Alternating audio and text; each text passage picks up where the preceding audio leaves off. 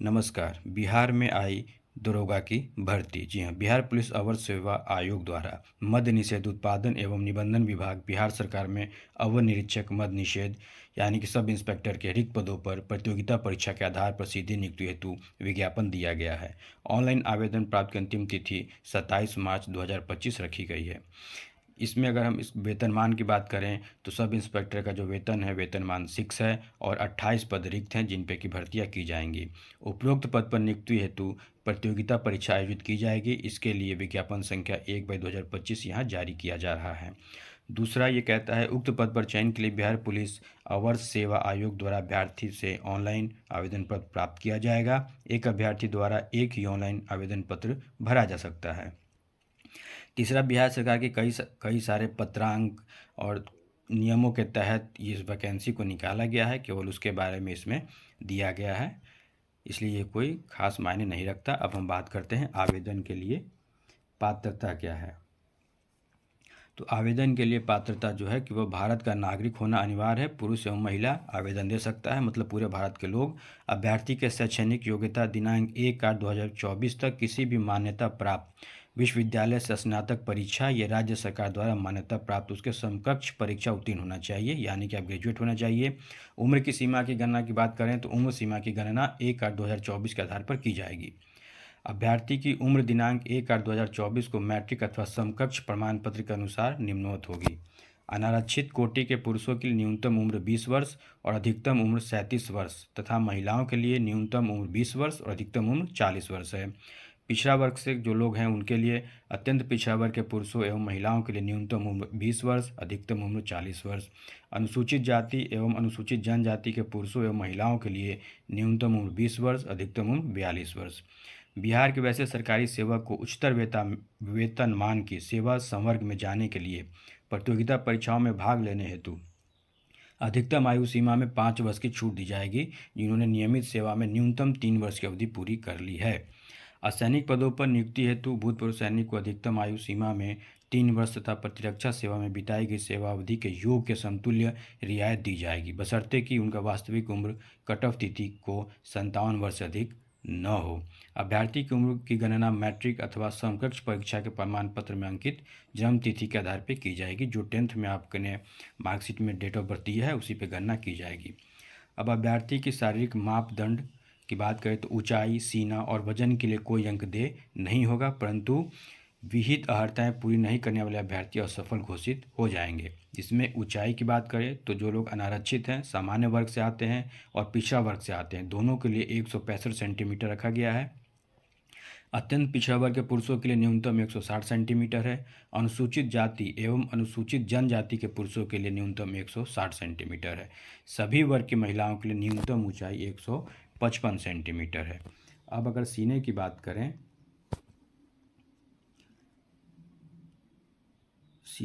करें, तो अनारक्षित सामान्य वर्ग के पिछड़ा एवं अन्य पिछड़ित वर्ग के पुरुषों के लिए बिना फुलाए 81 सेंटीमीटर है, फुलाकर 86 सेंटीमीटर है। फुलाने के बाद सीना कम से कम 5 सेंटीमीटर का अंतर होना अनिवार्य है। अनुसूचित जाति एवं अनुसूचित जनजाति के पुरुषों के लिए बिना फुलाए 79 सेंटीमीटर है और फुला के 84 सेंटीमीटर है। फुलाने के बाद सीना इनका भी कम से कम 5 सेंटीमीटर फूलना चाहिए। महिलाओं के लिए सीना की मापी नहीं होगी। वजन, सभी वर्ग के महिला उम्मीदवारों के न्यूनतम वजन 48 किलोग्राम होना आवश्यक है। अगर आप महिला हैं तो 48 kg होना आपके लिए ज़रूरी है। नियुक्ति की अगर प्रक्रिया की बात करें तो सबसे पहले लिखित परीक्षा होगी। आवेदन पत्रों के संग्रहण के उपरांत आवेदन पत्र की समीक्षा की जाएगी एवं जिन अभ्यर्थियों के आवेदन पत्र सही पाए जाएंगे उनके लिए लिखित प्रतियोगिता परीक्षा का आयोजन किया जाएगा। लिखित परीक्षा 2 चरणों में होगी तथा प्रारंभिक एवं मुख्य परीक्षा लिखित परीक्षा के सभी पत्र बहुविकल्पीय प्रश्नों पर आधारित होंगे। जब आप अप्लाई कर देंगे तो आपके एप्लीकेशन को देखा जाएगा। जो एप्लीकेशन सही रूप से भरे होंगे उनको ही कॉल लेटर जाएगा। लिखित परीक्षा उन्हीं की होगी और एग्ज़ाम में बहुविकल्पीय प्रश्न होंगे, यानी कि ऑब्जेक्टिव टाइप। पहला चरण प्रारंभिक परीक्षा में 200 अंकों का एक पत्र होगा जिसमें प्रश्नों की संख्या 100 होगी एवं परीक्षा की अवधि 2 घंटे की होगी। इस पत्र में सामान्य ज्ञान एवं समसामयिक मुद्दों से संबंधित प्रश्न पूछे जाएंगे। इसमें 30% से कम अंक प्राप्त करने वाले अभ्यर्थी मुख्य परीक्षा के लिए असफल घोषित किए जाएंगे, यानी कि 100 नंबर का एग्ज़ाम होगा, उसमें से आपको 30 नंबर लाने होंगे। 200 नंबर का एग्ज़ाम होगा, आपको 30% लाने होंगे, यानी कि आपको 60 क्वेश्चन सही बनाने होंगे। 200 में से 60 क्वेश्चन आपको सही बनाने होंगे।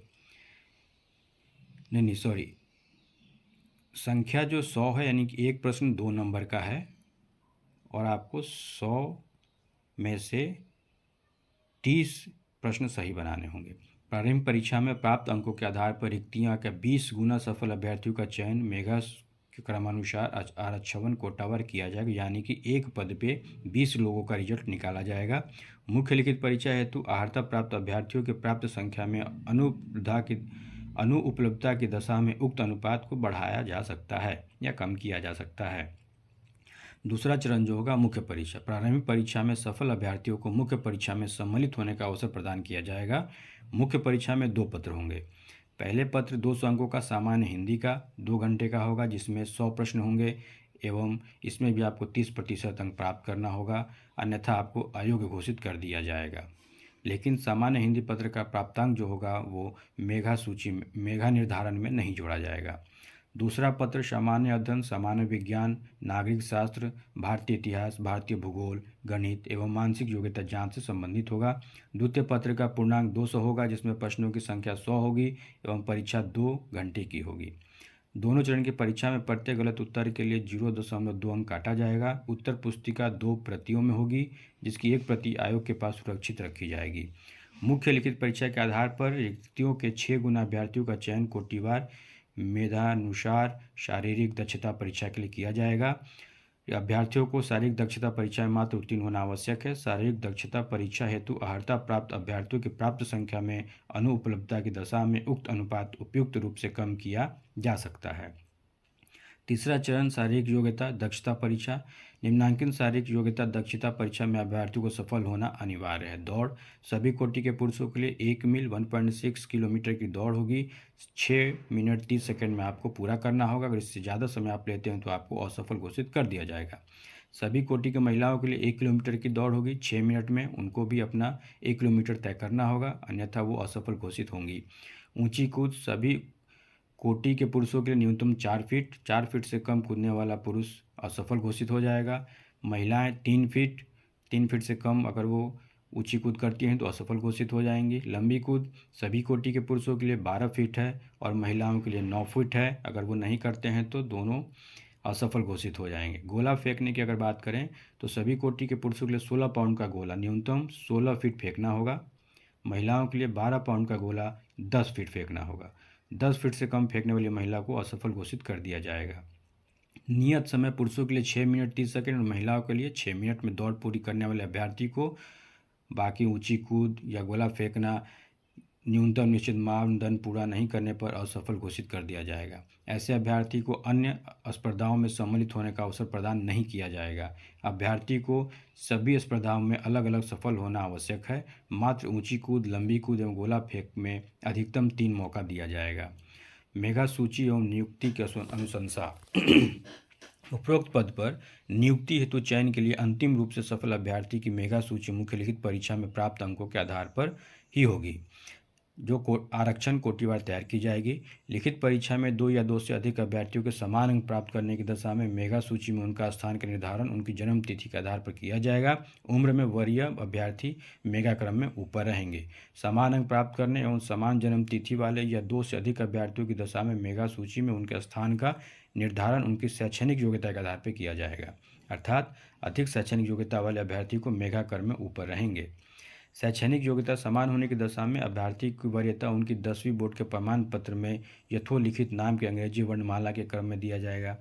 मुख्य परीक्षा के आधार पर तैयार की जाने वाली अंतिम मेगा सूची हेतु अनुसूचित जाति, अनुसूचित जनजाति एवं महिला वर्ग के अभ्यर्थी के लिए न्यूनतम अर्हता 32% है। अत्यंत पिछड़ा वर्ग के लिए 34%, पिछड़ा वर्ग के अभ्यर्थियों के लिए 36.5%, सामान्य वर्ग के अभ्यर्थियों के लिए 40%। अंतिम रूप से चयन अभ्यर्थी की अनुशंसा बिहार पुलिस अवर सेवा आयोग द्वारा संबंधित नियुक्त प्राधिकार को नियुक्ति हेतु भेजी जाएगी। रिक्त की जो बात है, मद्य निषेध उत्पाद एवं निबंधन विभाग बिहार सरकार के पत्रांक 7 स्थानीय ये जो नंबर्स हैं 01 जो भी हैं दिनांक 6/12/24 द्वारा प्राप्त अधिसूचना के अनुसार अवर निरीक्षक मद्य निषेध की 28 रिक्तों का विवरण ऐसा है। अनारक्षित पद 12 हैं, जिसमें कि 4 महिलाएं होंगी। अनुसूचित जाति का 4 पद है, 1 महिला के लिए है। अनुसूचित जनजाति का कोई पद नहीं है। अत्यंत पिछड़ा वर्ग के 5 पुरुष के लिए, 2 महिला के लिए। पिछड़ा वर्ग में 3 पुरुष के लिए, 1 महिला के लिए। पिछड़े वर्ग की महिलाओं के लिए 1 पुरुष के लिए है और महिला के लिए नहीं है। लेकिन पुरुष के लिए नहीं है, ये महिला के लिए ही है। इसमें महिला पुरुष कोई भी हो सकता है। आर्थिक रूप से कमज़ोर वर्ग होंगे, वो 3 पद है, जिसमें 1 महिला के लिए रिजर्व है। स्वतंत्रता सेनानी जिनके पोते पोती नाती नातिन के लिए आरक्षित 2% कुल पदों की संख्या 0 है।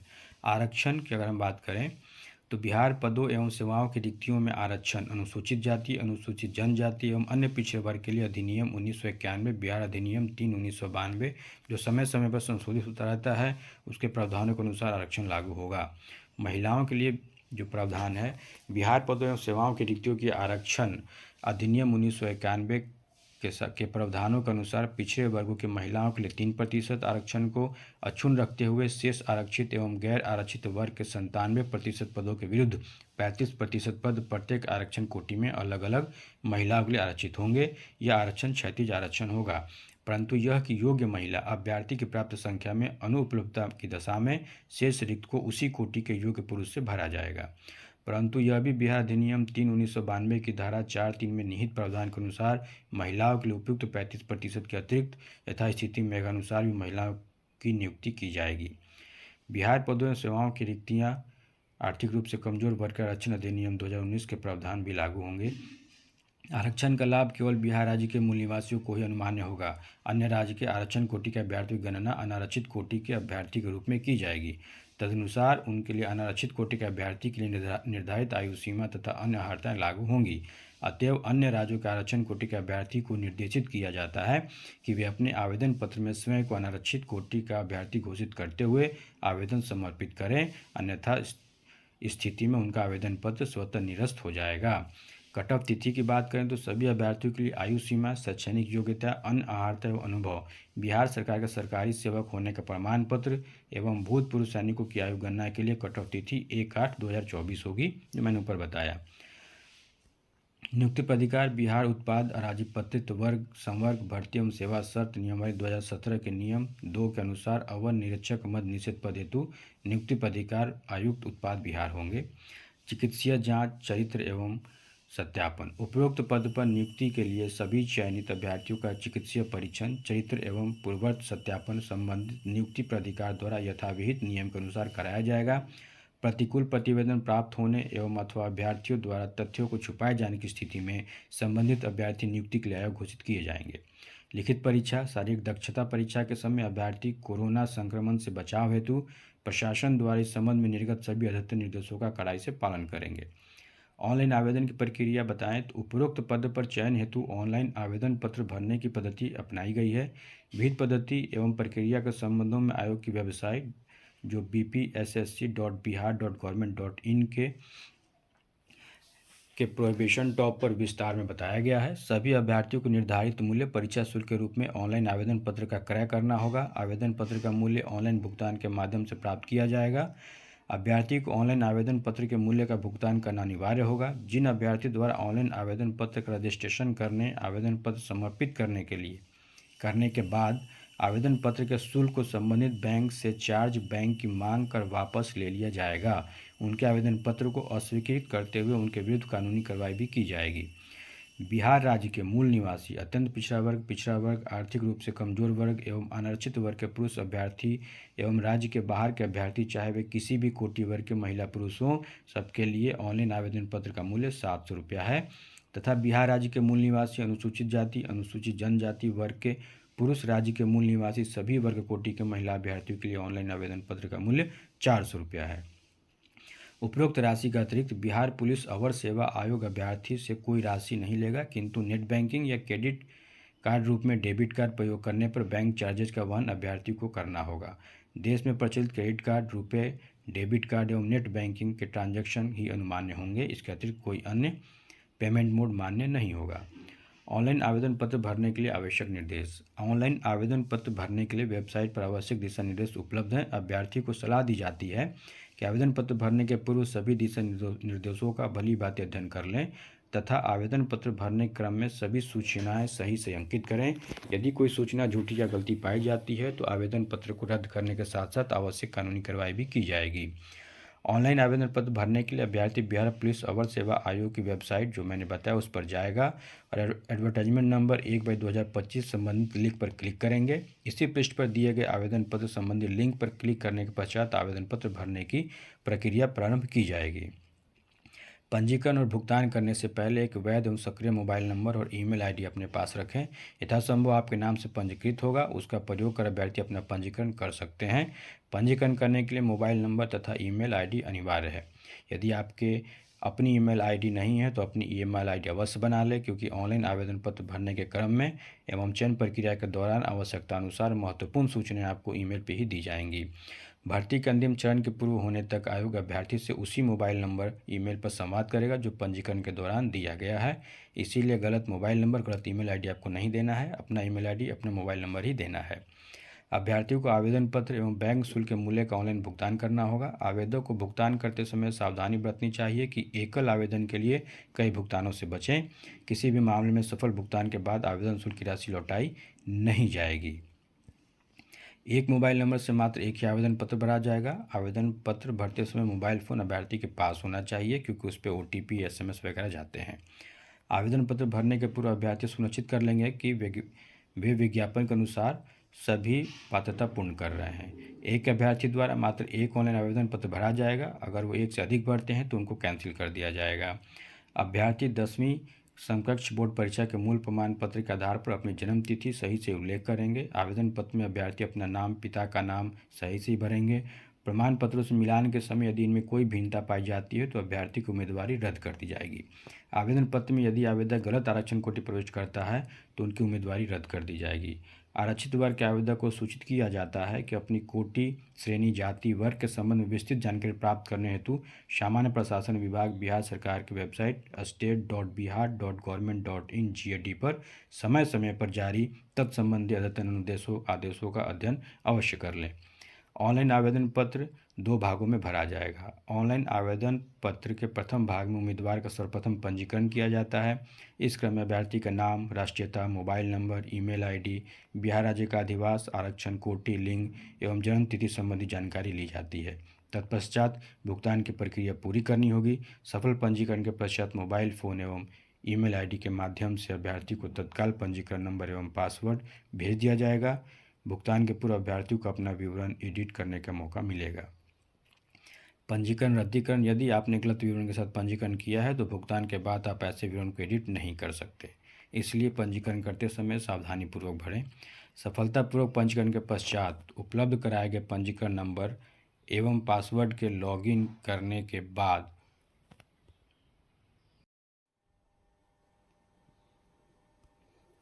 इसमें इम्पोर्टेंट है पंजीकरण रद्दीकरण। यदि आपने गलत विवरण के साथ पंजीकरण किया है तो भुगतान के बाद आप ऐसे विवरण को एडिट नहीं कर सकते, इसलिए भुगतान के पूर्व आप अच्छी तरह देख लें कि आपने क्या भरा है। कैंसिल स्टेशन फॉर्म: इस स्थिति में आवेदक रद्दीकरण प्रावधान का उपयोग कर अपने पंजीकरण को रद्द कर सकते हैं, किंतु पहले भुगतान किया गया आवेदन शुल्क लौटाया नहीं जाएगा। नया पंजीकरण के लिए पुनः आवेदन शुल्क देना होगा, इसलिए काफ़ी होशियारी और समझदारी से आप इसे भरें। सफलतापूर्वक पंजीकरण करने के पश्चात उपलब्ध कराए गए पंजीकरण नंबर एवं पासवर्ड से लॉगिन करने के बाद ऑनलाइन आवेदन पत्र के दूसरे भाग में वांछित सूचनाएं यथा पिता पति का नाम, माता का नाम, पता, शैक्षणिक योग्यता आदि की सही जानकारी देते हुए घोषणा पर सहमति देनी होगी। इसके बाद आवेदक का फोटोग्राफ रंगीन एवं 2 माह के अंदर खींचा हुआ होना चाहिए, जिसका बैकग्राउंड सफ़ेद हो, 15 से 25 KB के बीच का होना चाहिए, JPG, JPEG, GIF फॉर्मेट में होना चाहिए। हस्ताक्षर हिंदी और इंग्लिश में होना चाहिए। अलग अलग 15 से 25 किलोबाइट का होना चाहिए। वही सेम फॉर्मेट है, JPG, JPEG, GIF किसी भी फॉर्मेट में होगा, ऐसा ही आप स्कैन करके अपलोड करना अनिवार्य है। फ़ोटो एवं हस्ताक्षर के संबंध में दिए गए निर्देश का पालन न करने की स्थिति में आवेदक का ऑनलाइन आवेदन निरस्त कर दिया जाएगा, वो अपलोड ही नहीं होगा अगर उससे ज़्यादा का होगा तो। फ़ोटो एवं हस्ताक्षर अपलोड हो जाने के पश्चात पूर्ण रूप से भरे हुए ऑनलाइन आवेदन पत्र को अंतिम रूप में आप सबमिट कर देंगे। सबमिट करने से पहले एडिट डिटेल के बटन पर, यहाँ पे यह है एडिट डिटेल के बटन पर क्लिक करके एडिट कर सकते हैं। एक बार कन्फर्म और समर्पित यानी सबमिट होने के बाद विवरण को एडिट नहीं कर सकते। आवेदन पत्र सबमिट करने के उपरांत आवेदक को उनके पंजीकृत मोबाइल नंबर ईमेल आईडी पर पुष्टिकरण जाएगा कि आपने फॉर्म भर दिया।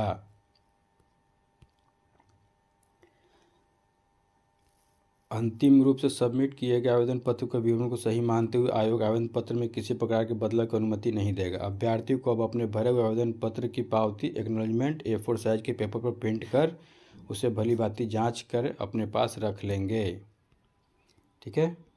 गलत त्रुटिपूर्ण आवेदन को रद्द कर नया आवेदन पत्र भरने की प्रक्रिया। यदि आवेदक को लगता है कि उसका आवेदन पत्र गलत भरा हुआ है तो पहले से जो आवेदन दिया है उसको डिलीट करके कैंसिल करके नया रजिस्ट्रेशन कर सकता है। नया रजिस्ट्रेशन करने के लिए उसे पुनः भुगतान करना होगा। इसलिए जब रजिस्ट्रेशन करें, फॉर्म सबमिट करें तो काफ़ी सोच समझदारी से करें।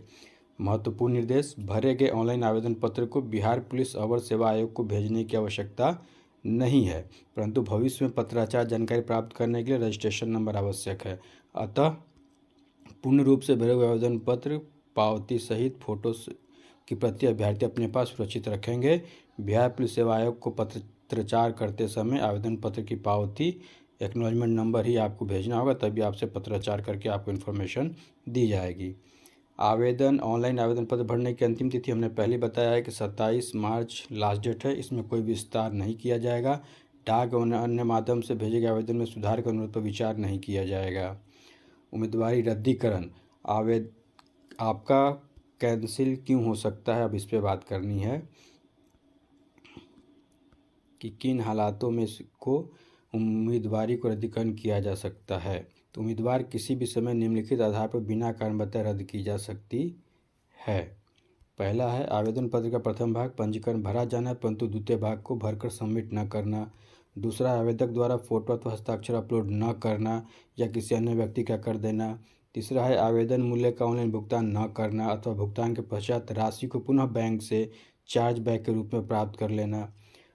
चौथा है आवेदन में गलत सूचना देना। पाँचवा है गलत आरक्षण कोटि भरना। आवेदन में दी गई सूचनाओं का दस्तावेज सत्यापन में गलत पाया जाना। आवेदन में जन्म तिथि का गलत अंकित होना। आवेदन में गलत लिंक होना। यानी कोई भी त्रुटि होगी तो आपका फॉर्म रद्द कर दिया जाएगा।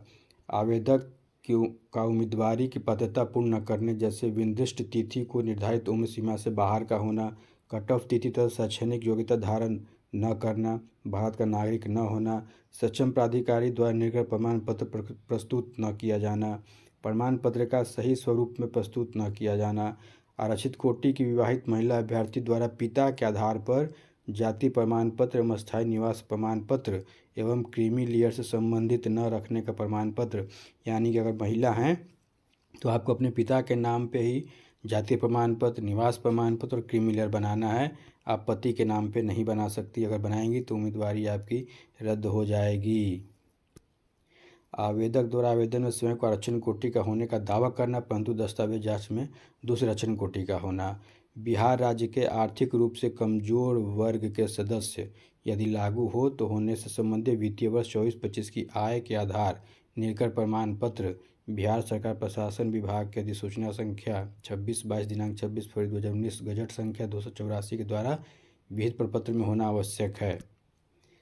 क्रीमी लेयर में नहीं आने से संबंधित प्रमाण पत्र पिछड़ा वर्ग व अत्यंत पिछड़ा वर्ग के अभ्यर्थी के लिए क्रीमी लेयर रहित NSCL प्रमाण पत्र, महिला अभ्यर्थी के लिए तो आप सभी जानते हैं।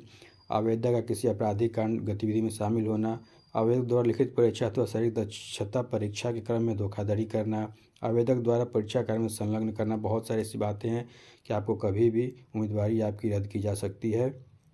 आवेदन पत्र प्राप्ति की अंतिम तिथि तक वैध आवेदन वाले अभ्यर्थी को लिखित परीक्षा संबंधित प्रवेश पत्र ऑनलाइन निर्गत किया जाएगा। इस महत्वपूर्ण है। आवेदन पत्र प्राप्ति की अंतिम तिथि तक वैध आवेदन वाले अभ्यर्थी को लिखित परीक्षा संबंधित प्रवेश पत्र ऑनलाइन निर्गत किया जाएगा। इस संबंध में सूचना समाचार पत्रों के माध्यम से आयोग की वेबसाइट पर यथासमय दी जाएगी।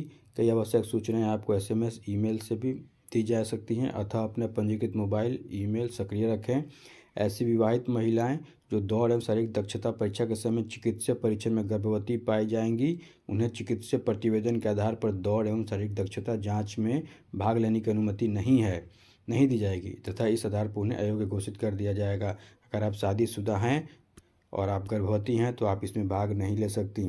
चयन प्रक्रिया पूरा होने में सामान्यतः 6 माह का समय लग सकता है। अतः अभ्यर्थी को सुझाव दिया जाता है कि वे तदनुसार लिखित परीक्षा, शारीरिक दक्षता परीक्षा एवं अभिलेख समीक्षा आदि के लिए अपनी उपलब्धता सुनिश्चित रखेंगे। किसी की भी प्रक्रिया में समय विस्तार का अनुरोध किसी भी परिस्थिति यथा पारिवारिक हो, निजी हो, चिकित्सीय हो, अस्थिभंग हो, गर्भावस्था हो में मान्य नहीं होगा। उम्मीद है आपको सारी जानकारी मिल गई होगी। बहुत बहुत धन्यवाद। जल्द से जल्द फॉर्म भरें, नौकरी पाएँ। धन्यवाद।